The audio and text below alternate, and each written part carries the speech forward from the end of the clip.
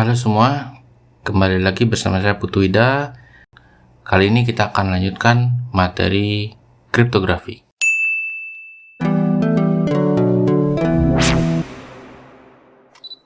Baik, kita akan mulai materi kita kriptografi.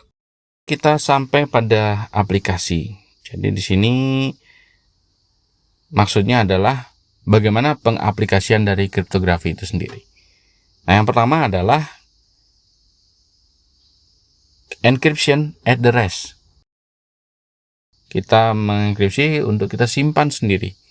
Nah, ini biasanya menggunakan kunci simetri atau kuncinya untuk mengenkripsi dan dekripsi itu sama, sehingga tidak perlu ada pertukaran kunci. Nah, ada juga encryption on motion. Nah, ini dienkripsi kemudian berkasnya dikirim. Nah, pada gambar di bawah ini kita bisa lihat ini adalah MT Proto 20. Nah, ini adalah protokol enkripsi yang digunakan oleh Telegram. Ada dua hal di sini protokolnya. Jadi yang pertama adalah dari server ke klien ya. Jadi bagaimana nanti enkripsi dari server ke klien atau klien ke server. Jadi kalau kita mengirim pesan, kemudian kita kirimkan, itu menggunakan klien ke server. Nah, kemudian pesan akan disimpan di server dalam bentuk pesan yang terenkripsi. Dan siapakah yang bisa membuka? Yang bisa membuka ada dua orang, si pengirim dan si penerima. Nah, kemudian MT Proto 2042, nah di situ adalah end-to-end encryption. Jadi berbeda dengan yang pertama tadi part 1, yang part 2 di sini ini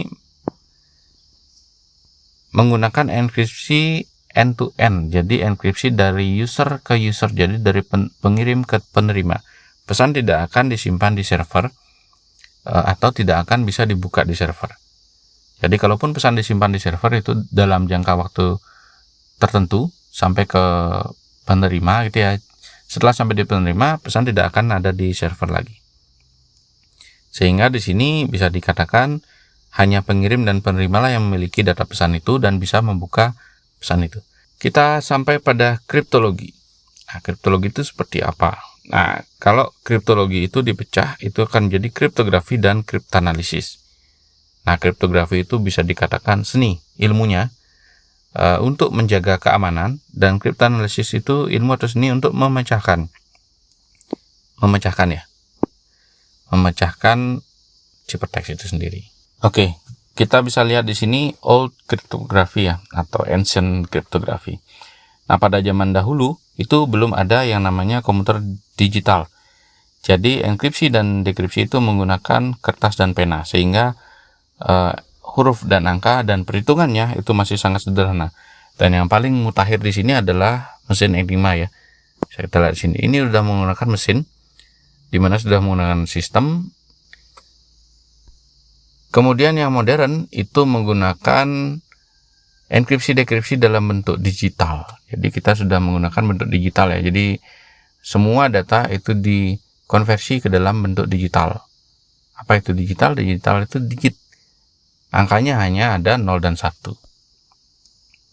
Ya ini ya, jadi contohnya pada plaintext ya. Seperti itu. Dari plaintext ke ciphertext seperti itu hasilnya. Karakternya lebih beragam. Kita bisa juga manfaatkan untuk image, database, dan bahkan video atau film ya. Nah, ini kalau kita bisa lihat bagian kiri ini belum terenkripsi ya, masih plain. Kemudian bagian kanan sudah terenkripsi. Kita bisa lihat hanya bagian beberapa yang kita bisa lihat, mungkin perkirakan ya bagian ini ya. Tapi tetap aja ini bukan sebuah gambar yang bisa kita lihat, jadi akan sangat sulit dimengerti. Oke, kemudian kita sampai pada komponen dari kriptografi. Yang pertama adalah algoritma, kemudian tadi ya ada plaintext, ada ciphertext, dan ada key. Nah, algoritma di sini ada dua. Yang pertama adalah symmetric key kriptografi atau algoritma kunci simetri, di mana kunci yang digunakan untuk mengenkripsi sini ya, enkripsi adalah kunci yang sama kemudian digunakan untuk mendekripsi, kunci K juga. Jadi kuncinya sama. Nah, bagian dari sini adalah ada dash, ada IS dan seterusnya ya. Lock key, blowfish, IDS 3 dash, 2 fish dan seterusnya. Nah, kemudian ada kunci near symmetry atau asymmetric key cryptography. Nah, sini bisa kita lihat kunci untuk mengenkripsi itu berbeda dengan kunci yang digunakan untuk mendekripsi. Nah, di sini secara umum ini bisa disebut dengan kriptografi kunci publik. Jadi ada dua kunci yang digunakan di sini, kunci private dan kunci publik. Kenapa disebut kunci publik? Karena kuncinya berbeda dan kunci publik bisa dimanfaatkan atau bisa dimiliki oleh siapa saja. Jadi Jadi asymmetric key cryptography ini biasa juga disebut dengan kriptografi kunci publik karena menggunakan dua kunci berbeda ya. Jadi kunci private dan kunci publik, di mana kunci private itu hanya dimiliki oleh diri sendiri dan kunci publik itu bisa dimiliki oleh siapa saja. Nah, kemudian ada juga hash ya.